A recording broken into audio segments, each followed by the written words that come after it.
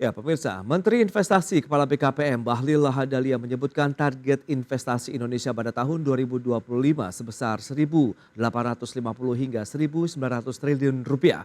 Namun demikian Bahlil mengeluhkan alokasi anggaran untuk kementeriannya di tahun depan yang justru lebih kecil dibandingkan dengan tahun ini.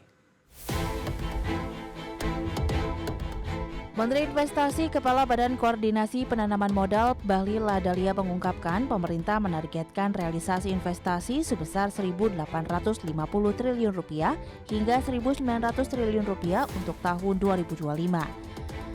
Bahlil menuturkan target tersebut sudah masuk dalam rencana kerja pemerintah tahun 2025. Proyeksi investasi hingga 1.900 triliun rupiah tersebut juga menjadi syarat agar pertumbuhan ekonomi bisa dijaga di atas angka 5%. Selain itu, peningkatan investasi di tahun depan juga akan berkorelasi langsung dengan penciptaan lapangan kerja. RKP kita di tahun 2025 itu 1.850 triliun sampai dengan 1.900 triliun. Itu sebagai syarat untuk pertumbuhan ekonomi kita di atas 5%, sebagai salah satu syarat. Dan itu untuk mendorong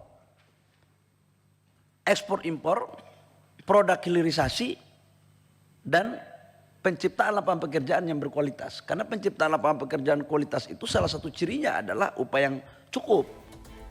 Namun Bahlil mengeluhkan alokasi pagu indikatif Kementerian Investasi BKPM tahun anggaran 2025 yang hanya sebesar 681,88 miliar rupiah. Pagu ini lebih sedikit dari alokasi tahun anggaran 2024 yang mencapai 1,22 triliun rupiah.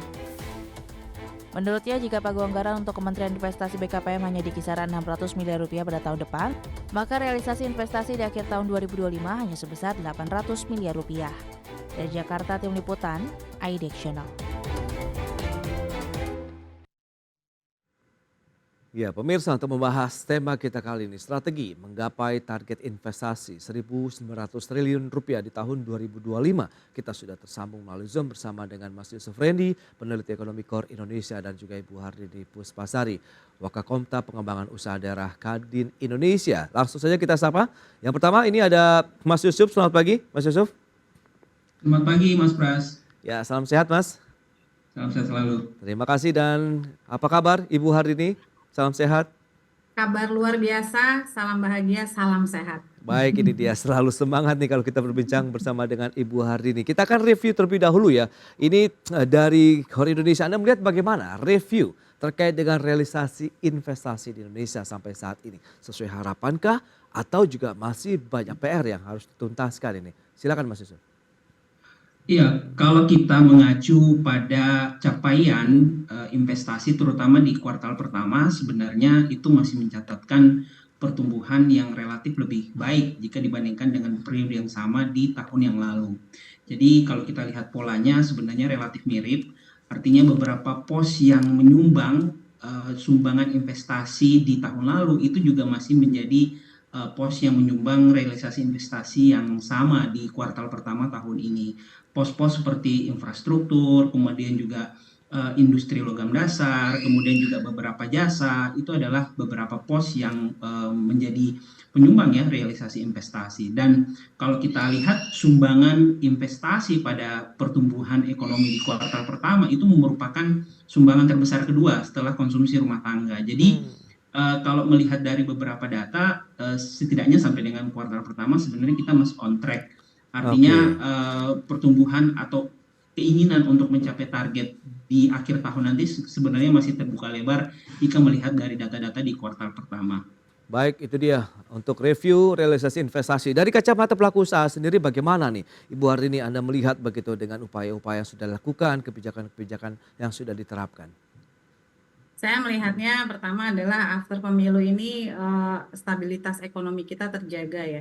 Sehingga memang terbukti kalau kita lihat data, pencapaian realisasi investasi kita di kuartal pertama ini di periode Januari sampai dengan Maret itu meningkat sampai dengan 24,3%, 401,5 triliun. Ini sangat lebih baik dibandingkan kuartal keempat maupun dibandingkan kuartal pertama di tahun 2023. Saya melihatnya bahwa geliat investasi itu memang kalau mungkin di PMA ini masih kurang, mungkin setelah nanti ada pelantikan di pemerintah yang baru, saya yakin banget Kalau ini terjaga seperti ini, kita bisa merealisasikan sampai di angka target 1.650 triliun. Tapi tantangan-tantangan lainnya, saya melihat, saya mau berterima kasih nih Mas Pras oleh Oke. Pak Bahlil beserta timnya yang betul-betul memperlihatkan kinerja yang luar biasa. Karena saya pribadi itu baru saja menghadapi tantangan membawa investasi sebesar 2 triliun di dalam sektor infrastruktur IT, di Oke. mana dengan cepatnya kemarin itu tantangannya investor mempunyai pertimbangan mau membawa ke Malaysia pilihannya atau Thailand dan Indonesia. Dan berkat support yang sangat luar biasa dari Kementerian BKPM, ini Oke. akhirnya realisasi dengan cepat.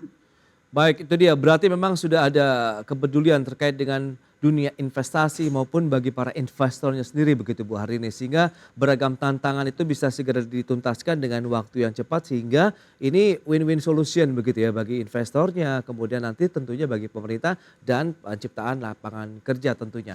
Nah, sejauh mana sih kontribusi dari realisasi investasi ini terhadap akhirnya realisasi pertumbuhan ekonomi Indonesia ini? Kalau Anda melihat ini, kita ke Mas Yusuf nih, Anda melihat bagaimana? Korelasi yang cukup kuat kah atau bagaimana?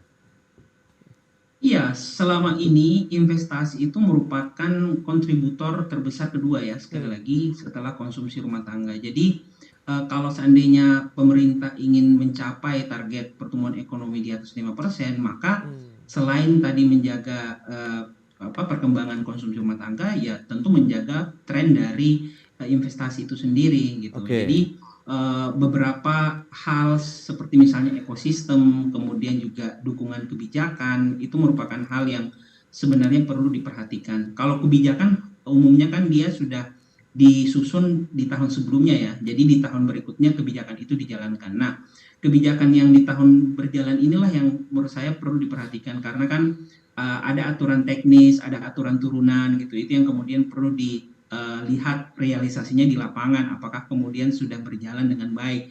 Misalnya kalau kita bicara investasi kan ada pelayanan satu pintu gitu ya, apakah kemudian itu sudah Oke.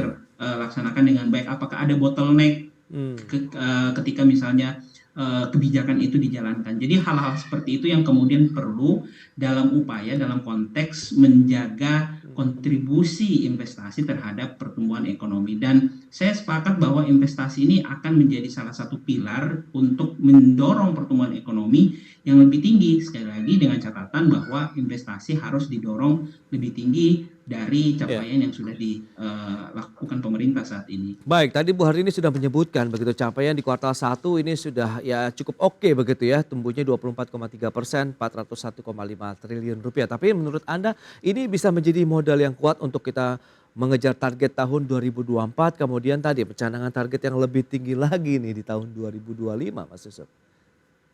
Iya, kalau kita perhatikan kan sebenarnya di kuartal pertama itu ada sempat kekhawatiran ya bahwa investasi itu akan tanda kutip ya terganggu dari iklim politik. Intinya Oke. investor masih akan wait and see, melihat apakah kemudian tahun politik itu akan mengganggu atau tidak sesuai dengan appetite mereka gitu.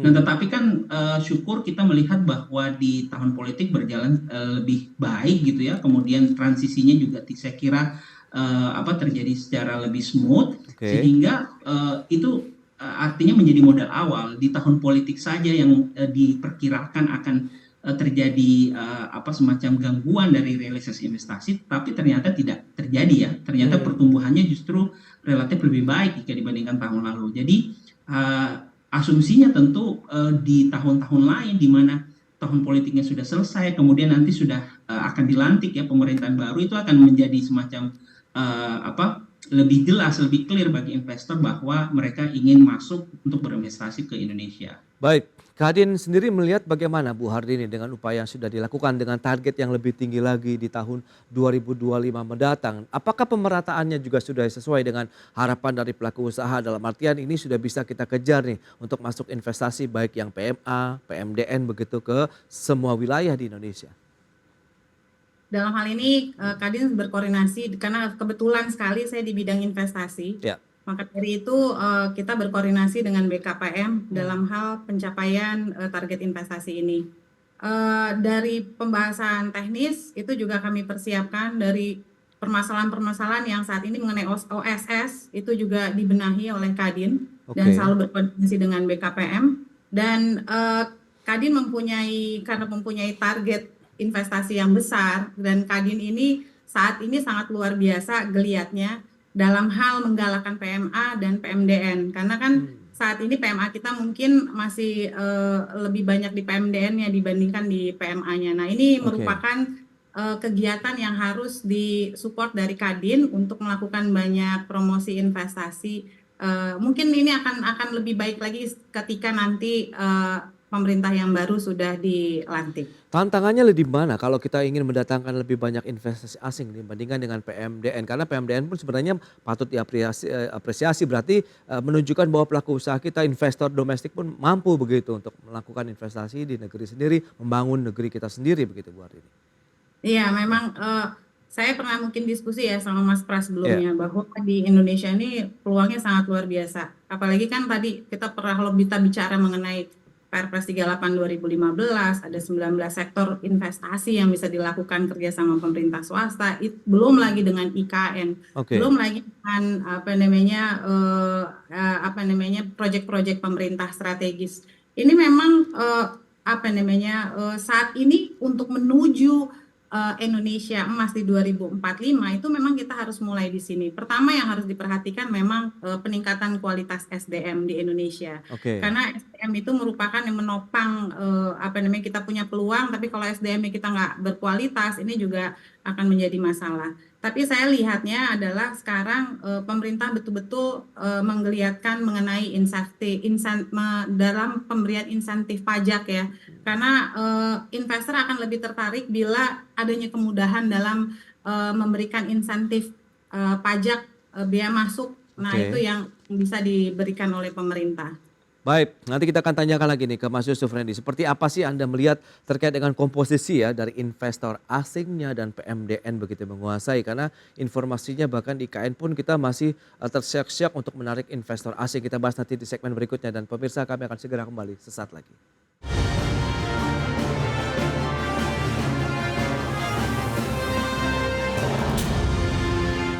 Ya, Anda masih menyaksikan Market Review. Pemirsa, berikut ini kami sampaikan data terkait dengan realisasi investasi di kuartal 1 tahun 2024 ini. Ya, seperti yang bisa Anda saksikan di layar televisi Anda, ada 401,5 triliun rupiah, naik sekitar 22,1% secara tahunan dengan target 24,3% dari tahun 2024 ini sebesar 1.650 triliun rupiah. Berikutnya komposisi dari penanaman modal asing dan dalam negeri di kuartal 1 2024. Kita lihat untuk PMDN-nya ada 197,1 miliar rupiah, PMA-nya 204,4 miliar rupiah. Dan bagaimana dengan tren nilai investasi Indonesia dari tahun 2022 sampai dengan proyeksi 2025 mendatang? Di tahun 2022 ada 1.207 triliun, di 2023 naik lagi 1.400-an triliun dan di tahun 2024 ini terproyeksinya ada 1.650 triliun rupiah dan tahun depan lebih tinggi lagi 1.900 triliun rupiah. Baik, kita akan lanjutkan kembali perbincangan kita bersama dengan narasumber. Baik, Mas Yusuf Rendy, kita akan lanjutkan ini terkait dengan bagaimana komposisi ini. Tadi sudah disampaikan juga oleh Bu Ardini, memang PMDN yang masih mendominasi untuk investasi di Indonesia. Bagaimana Anda melihat tantangannya di mana, bottleneck-nya di mana nih Mas Yusuf? Iya, kalau kita bicara investasi asing, berarti kan kita perlu melihat ya komparasi dengan negara-negara lain. Karena Oke. kan banyak hal yang kemudian dipertimbangkan investor asing ketika mau berinvestasi di Indonesia. Misalnya sistem insentifnya, apakah kemudian sistem insentifnya itu sudah sesuai atau setidaknya kompetitif lah jika dibandingkan dengan negara-negara peer countries seperti Oke. itu. Jadi sistem insentifnya, kemudian juga yang perlu diperhatikan adalah efisiensi. Saya kira beberapa bulan yang lalu indikator I-Core itu seringkali disinggung ya terkait investasi karena itu menggambarkan seberapa efisien investasi untuk bisa berinvestasi di Indonesia. Semakin tinggi angka I-Core itu akan menggambarkan akan semakin mahal pula untuk kemudian berinvestasi di Indonesia. Jadi kenapa kemudian investasi di Indonesia itu misalnya mahal, itu banyak hal termasuk di dalamnya misalnya masalah birokrasi, kemudian juga institusi, kemudian juga masalah daya saing, sumber daya, kemudian juga harga gas misalnya, harga listrik itu beberapa komposisi yang dipertimbangkan. Jadi kalau kita ingin mendorong investasi asing, intinya sebenarnya kita melihat dulu ya kompetitif kita di mana, kemudian kita Oke. komparasikan dengan negara-negara peer countries, dan disitulah kita isi gap-gapnya yang kira-kira kurang. Menurut saya masalah institusi ini yang kemudian masih menjadi pekerjaan rumah ke depannya ketika ingin mendorong investasi asing untuk masuk ke Indonesia. Kebijakan yang tumpang tindih ini sudah mulai terpecahkan atau bagaimana? Atau Ya, koordinasi pusat daerahnya begitu? Ya, saya kira kalau kita bandingkan ya di 5 sampai 10 tahun yang lalu tentu Ya, ada perbaikan gitu. oke. Tetapi tentu ruang untuk ditingkatkan masih terbuka lebar gitu ya. Apalagi kalau kita bicara di beberapa tahun ini kan banyak undang-undang baru yang sebenarnya sifatnya juga untuk mendorong investasi terutama di level daerah. Oke. Misalnya kalau kita bicara undang-undang harmonisasi keuangan pusat dan daerah ya, HKPD. Itu Hmm. kan sebenarnya membuka peluang untuk daerah dalam mendorong realisasi investasi mereka. Tetapi kan yang perlu dilihat adalah bagaimana koordinasi antara pusat dan daerah. Apakah tantangan atau tujuan dari investasi di level pusat itu juga sudah ditangkap di level daerah. Nah, sinkronisasi ini yang kemudian Hmm. menurut saya akan menjadi tantangan tersendiri untuk beberapa daerah ya, terutama yang Oke. memang ingin menggunakan instrumen undang-undang ini sebagai instrumen yang mendorong investasi di daerah mereka. Baik, itu dia. Bu Hardini, lantas bagaimana kalau dari kacamata pelaku usaha lah begitu dengan kebijakan koordinasi pusat dan daerah, kemudian tadi lihat dari tren investasinya kita naik terus ya dari 2022 sampai dengan 2025 mendatang di 1.900 triliun rupiah. Anda melihat apakah ini memang masih ada ruang yang lagi begitu ditingkatkan karena bicara mengenai investasi juga kan kita perlu menjaga kearifan lokal begitu bagaimana di kawasan-kawasan investasi baru yang dibuka oleh pemerintah tidak menimbulkan friksi horizontal lah misalnya, silakan. Jadi Mas Pras nih kondisinya, Hmm, ini kita harus mengetahui ya bahwa sekarang kita lagi bersaing ketat dengan negara Thailand dan hmm, Vietnam dan Malaysia. Jadi this is the right moment hmm, karena Indonesia itu satu kita lebih seksi karena punya IKN. Nah oke. itu udah apa namanya sesuatu apa ya namanya ceruk ekonomi yang bisa berputar. Nah Hmm, itu yang saat ini keterlibatan masyarakat itu dalam hal investasi ini harus memahami bahwa nggak bisa hanya kerja pemerintah dan private sector gitu, tapi bagaimana masyarakat juga turut serta dalam mendukung untuk kestabilan di apa namanya keamanan oke. dan bagaimana investor yang udah masuk itu dibikin nyaman, jangan sampai lepas, jangan sampai lari. Karena kan kita ini sekarang ini masalahnya banyak, nggak hanya di SDM. Mungkin masih keterbatasan infrastruktur, tapi infrastruktur saya udah lihat dilakukan sama Pak Jokowi udah sangat luar biasa. Tapi yang mungkin masih mahal itu Ya, masalah harga listrik kita tuh masih mahal, sehingga mempengaruhi harga produksi untuk bersaing sama ya. apa namanya negara lain. Itu yang apa yang perlu masih kita harus perbaiki, Mas Pras. Baik, nah IKN memang bisa menjadi game changer nanti bukan untuk investasi kita, tapi bagaimana dengan ya banyak pihak yang menyoroti begitu terkait dengan penanaman modal asing yang mungkin bisa dikatakan belum masuk begitu di IKN. Masalah belum masuk di IKM Hmm, itu tentunya memang di dalam internal sendiri, hmm, intinya itu kita punya masalah alokasi pengalokasian tanah. Ini kan oke. land capping ini merupakan hal yang utama. Nah itu memang yang harus segera dibenahi. Kedua, mungkin karena dari pihak luar tuh pengen lihat ini IKN akan berlanjut nggak sih? Apakah nanti di pemerintah baru ini selesai? Jadi kekhawatiran Oke. itu harus terjawab nanti setelah pelantikan. Tapi apapun itu, ini merupakan tantangan yang luar biasa Indonesia. Ya. Pertama, KN itu adalah kasus pertama di dunia ini memindahkan ibu kota negara baru di beda pulau. Biasanya kan masih satu pulau. Ini Hmm, ini di apa namanya di pulau yang berbeda. Tapi ini yang harus dilakukan dalam hal untuk pemerataan ekonomi di Indonesia. Nah, kalau Kadin, Mas, peranannya itu dalam hal ini Kadin membentuk Pokja hmm, IKN, ada program kerja yang mensupport IKN dalam hal untuk menyusun master plan, pembuatan FS.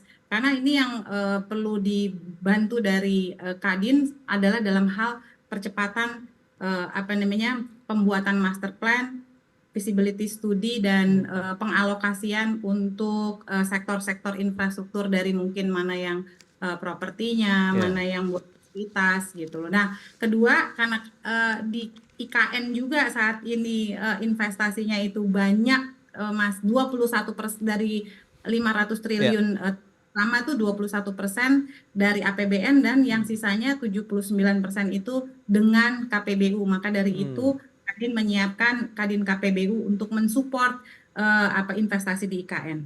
Oke, nah Mas Yusuf, Anda melihat bagaimana dengan komposisi PMDN, PMA tadi kalau memang sudah disampaikan IKN ini memang masih ada pekerjaan rumah juga yang harus tuntas karena tadi wait and see nampaknya yang dilakukan oleh investor asing begitu ya untuk masuk di IKN meskipun dari komposisi kuartal 1 tadi dominasinya ya sudah cukup seimbang lebih dikit lah 204,4 miliar sementara PMDN-nya di 197,1 miliar ini. Anda melihat IKN ini belum cukup seksi atau memang wait and see nih sampai nanti roda kepemimpinan nasional ini bergulir? Iya, saya kira kan memang untuk IKN terutama di kuartal pertama kan ada friksi terkait bagaimana keberlanjutannya ya. Nah, Oke. ternyata kan setelah tahun politiknya sudah selesai, saya kira sudah lebih clear, sudah lebih jelas, dan setelah itu pun sudah banyak pembangunan ya, terutama yang diinisiasi oleh swasta di ibu kota negara. Jadi Oke. saya kira ini cuma masalah waktu, tetapi yang perlu saya garis bawahi adalah masalah pendanaan dari IKN itu. Tadi sudah disinggung oleh Ibu Hardini terkait besarnya ya porsi KPBU yang ingin didorong dalam pembangunan IKN. Nah, ini yang menjadi tantangan tersendiri karena kalau kita lihat kan angka untuk tahap awal kalau saya tidak keliru itu berada di kisaran 100 triliun untuk skema pendananya itu kan didorong melalui KPBU. Nah, selama ini KPBU itu belum pernah ya mencapai skema pendanaan sampai sebesar itu.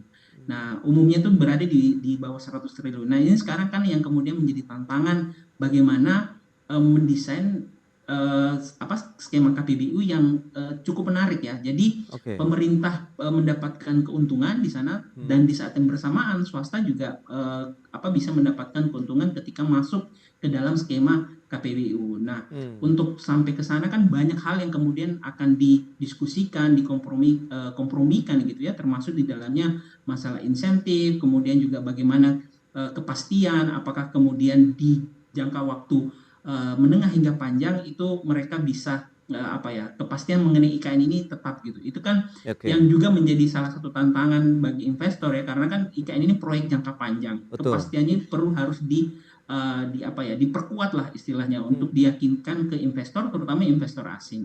Oke. Nah, lantas bagaimana dengan proyeksi Anda untuk di tahun 2025 mendatang IKN kemudian sektor-sektor lain yang bisa digenjot untuk investasi kita di 1.900 bisa tercapai? Ya, jadi sebenarnya kalau secara pola untuk pertumbuhan yang dibutuhkan untuk mencapai realisasi investasi di tahun depan itu sekitar 15%. Jadi itu berasumsi bahwa di tahun ini realisasi itu bisa mencapai full ya sesuai target 1.650. Oke. Jadi sebenarnya kalau melihat dari pola pertumbuhan terutama dalam 3 tahun terakhir sebenarnya polanya itu relatif sama ya. Kisaran pertumbuhannya itu di kisaran 15 hingga 17%. Jadi meskipun terlihat sangat besar gitu ya 1.900, tetapi kalau kita ukur dari pertumbuhan sebenarnya ini masih berada pada range target. Nah, Oke. itu yang menurut saya perlu digarisbawahi. Tetapi betul bahwa di tahun depan beberapa tantangan terutama masalah ekosistem perekonomian ya itu juga akan menjadi tantangan. Misalnya apakah kemudian tren suku bunga tinggi itu masih akan terjadi di tahun depan, mengingatkan suku bunga tinggi ini kan juga akan ikut menjadi semacam pertimbangan ulang bagi investor ketika misalnya ingin berinvestasi. Suku bunga yang tinggi kan ongkos pendanaannya kan lebih mahal. Nah, ini yang juga menurut saya akan menjadi pertimbangan. Selain itu juga misalnya prospek pertumbuhan ekonomi di tahun depan, kemudian inflasi dan beberapa indikator makroekonomi lain yang umumnya digunakan dalam melihat risiko berinvestasi. Oke, kita ke Bu Hardini. Bagaimana proyeksi Anda terkait dengan investasi kita di tahun depan, kemudian sektor-sektor mana saja yang cukup seksi juga yang bisa menjadi andalan lagi untuk kita kerjasamakan lah tadi. Ya, Mas Pras, ini memang this is our time. This is the time dengan bonus demografi kita itu banyak di Gen Z dan milenial, banyak yang produktif. Ini dengan situasi juga ke depan ini kita juga akan ada pemimpin dari generasi ini memang harus diakui bahwa kita harus mengorganize ini dengan sedemikian rupa bahwa ke depan ini adalah tanggung jawab juga kepada anak-anak muda ke depan. Untuk investasi kita ke depan itu peluangnya sangat luar biasa. Kita lihat kalau ada 7 game changer itu salah satunya. Di situ masih akan ada di IT, pengembangan transformasi digital, mengenai transisi energi, di iptek, dengan IKN. Ini membutuhkan support dari seluruh lapisan masyarakat. Saya concern banget mengenai SDM yang juga harus dipersiapkan dalam menghadapi hal ini. Kalau kita lihat peluangnya Indonesia udah sangat luar biasa dari sumber kekayaan alamnya yang kita punya, potensinya, terus manufacture industry yang harus kita kembangkan lagi. Tapi yang menjadi PR adalah memang kita harus bisa menciptakan harga listrik yang murah sehingga nanti di manufacture untuk menggiatkan geliat ekonomi ini lebih seksi untuk para investor membangun manufacture di Indonesia. Industri itu harus dibangun di sini. Kalau saya lihat potensinya ke depan ini peluang emas buat kita semua menuju Indonesia ekonomi 5 dunia di 2030. Baik, itu dia luar biasa sekali optimisme yang masih dibangun begitu oleh pelaku usaha, kemudian bagi ekonomi melihat tantangan-tantangan yang harus dibenahi pun seharusnya sudah bisa dipetakan untuk bisa mendukung lagi bagaimana laju investasi di tahun 2025 mendatang. Mas Yusuf Rendy, terima kasih banyak atas waktu dan sharing yang sudah disampaikan, kemudian insight yang menarik dari Ibu Hardini dari sisi pelaku usaha ya terkait dengan investasi Indonesia di tahun 2025 mendatang. Selamat melanjutkan aktivitas Anda kembali. Salam sehat Bu Hardini, Mas Yusuf. Sehat, salam selalu. Baik pemirsa, 1 jam sudah saya menemani Anda dalam Market Review dan saya Prasetyo Wibowo beserta kerabat kerja yang bertugas. Jangan lupa juga kami sampaikan untuk memperbarui terus informasi Anda hanya di IDX Channel, your trustworthy and comprehensive investment reference. Karena urusan masa depan harus terdepan. Aku investor saham, sampai jumpa.